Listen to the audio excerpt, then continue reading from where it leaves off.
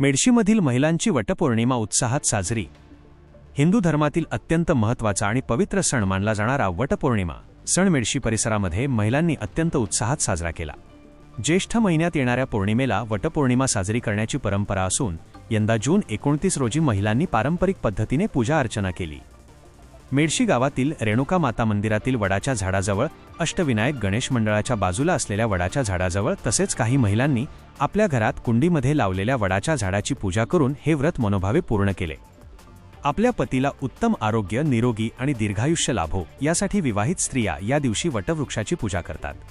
वडाच्या झाडाला पांढरा धागा गुंडाळून आणि 7 प्रदक्षिणा मारून महिलांनी देवाकडे पुढच्या 7 जन्मात हाच पतिदेव मिळू दे असे साकडे घातले। आजचा संपूर्ण दिवस माता भगिनींसाठी अत्यंत आनंदाचा आणि उत्साहाचा ठरला। हिंदू पंचांगानुसार वटवृक्षाची पूजा करण्यामागे एक विशेष शास्त्रीय आणि पारंपरिक महत्त्व आहे। वडाचे झाड हे दीर्घायुष्याचे प्रतीक मानले जाते, कारण त्याचे आयुष्य अधिक असते आणि त्याची मुळे जमिनीमध्ये खोलवर पसरलेली असतात। ज्याप्रमाणे वडाच्या मुळांचे नाते मातीशी घट्ट असते, तसेच पती-पत्नीच्या नात्यातील आरोग्याचे आणि स्नेहाचे नाते घट्ट राहो आणि पतीचे आयुष्य वडाच्या झाडाप्रमाणे दीर्घ व निरोगी राहो या भावनेने महिलांनी वटपौर्णिमेचे व्रत श्रद्धेने केले।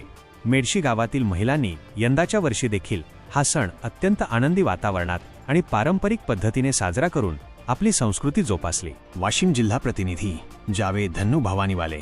अशा नवनवीन बातम्यासाठी चॅनलला सबस्क्राईब करा आणि पाहत रहा MH न्यूज मराठी।